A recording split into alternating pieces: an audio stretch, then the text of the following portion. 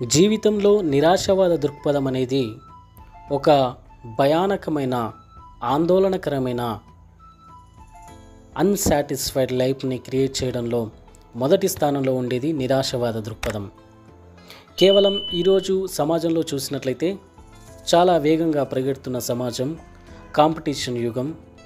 Okay, ప్రతి కాడ competition, ప్రతి చోట తెలివైనవాడు, ధనవంతుడు, జ్ఞానం ఉన్నవాడు ప్రతి వేలాది మందిలో ఒక్కడిగా ఉంటూ ఆ కాంపిటీషన్ తట్టుకోలేక నిరాశవాద దృక్పథంలోకి వెళ్ళిపోయి, ఇక నా జీవితం అంతే, నా జీవితం ఇక మారదు, నా జీవితంలో వెలుగు లేదా, నా జీవితము ఇదే విధంగా కొనసాగుతుందా, రోజులు గతించిపోతున్నాయి.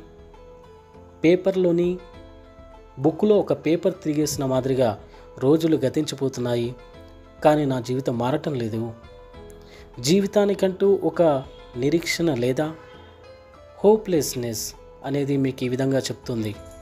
హోప్లెస్నెస్ ఎప్పుడైతే మీరు ఇన్వాల్వ్ చేస్తారో, ఆ నిరాశవాద దృక్పథం అనేది మిమ్మల్ని చాలా క్లిష్టమైన పరిస్థితుల్లోకి తీసుకెళ్తుంది. ప్రతి చిన్న విషయం కూడా మీకు చాలా భారంగా అనిపిస్తుంది.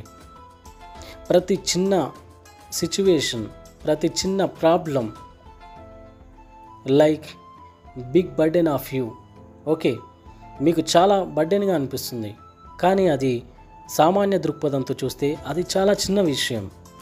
కానీ మనిషి ఎప్పుడైతే నిరాశవాద దృక్పథంలోకి వెళ్తాడో, తన పాస్ట్లో జరిగిన విషయాల నుండి, తన పాస్ట్లో ఏదైతే అనుభవించాడో ఆ విషయాల నుండి జీవితాన్ని ప్రెడిక్ట్ చేస్తాడు. నా జీవితం ఇంతే, నా జీవితం ఇలాగే సాగుతుంది. You can't expect what happens tomorrow, you can't predict it. Okay, you can't predict that future never predict that. Who ever predict future, ఎవ్వరు ప్రెడిక్ట్ చేయలేరు ఫ్యూచర్ని. ఓకేనా, భవిష్యత్తుని ఎవరు చూడలేదు. ఓకే, భవిష్యత్తులో ఏం జరుగుతుందో నువ్వు ఊహించలేవు. కాబట్టి నువ్వు నిరాశవాద దృక్పథంతో ఇలాగే కొనసాగితే నిజానికి భవిష్యత్తులో ఏ మేలు నీకు జరగదు. ఈ నిరాశవాద దృక్పథం అనేది నిన్ను, నీ యొక్క ఎబిలిటీని, నీ యొక్క సామర్థ్యాన్ని కూడా త్రుంచివేస్తుంది. నువ్వు ఏదైతే చేయగలవో, నీ సామర్థ్యం ఏదైతే ఉందో దాన్ని కూడా నువ్వు చేయలేకుండా చేసేదే నిరాశవాదం. కాబట్టి ప్రతి ఉదయం, ప్రతి రాత్రి ఒకటి గుర్తుపెట్టుకో, ఏమి ఉన్నా ఏమీ లేకున్నా, ఏమి జరిగినా ఏమీ జరగకపోయినా, బట్ నువ్వు మాత్రం ఆశావాద దృక్పథంలో ఉండాలి. హోప్ కలిగి ఉండాలి జీవితం పట్ల. ఆ హోప్ అనేది నీకు సామర్థ్యాన్ని ఇస్తుంది.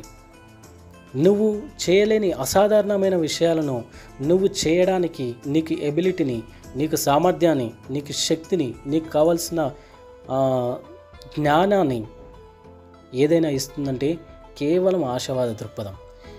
జీవితంలో ఎప్పుడు కూడా నిరాశవాద దృక్పథాన్ని కంటిన్యూషన్లో ఉంచకూడదు. అది ఎప్పుడైతే కలుగుతుందో దాన్ని వెంటనే త్రుంచి దాని ప్లేస్లో ఆశావాద దృక్పథంతో, ఆశావాద దృక్పథానికి సంబంధించిన ఆలోచనలతో నీ మనసును నింపుకోవాలి. ఆ ఆశావాద దృక్పథం అనేది నిన్ను మోల్డ్ చేస్తుంది, ఆ విధంగా నిన్ను మలుస్తుంది. ఎప్పుడైతే నువ్వు ఆశావాద దృక్పథంతో ఉంటావో నీ బిహేవియర్లో మార్పు వస్తుంది. నీ బిహేవియర్ని ఆశావాద దృక్పథంతో క్రియేట్ చేసుకుంటే నువ్వు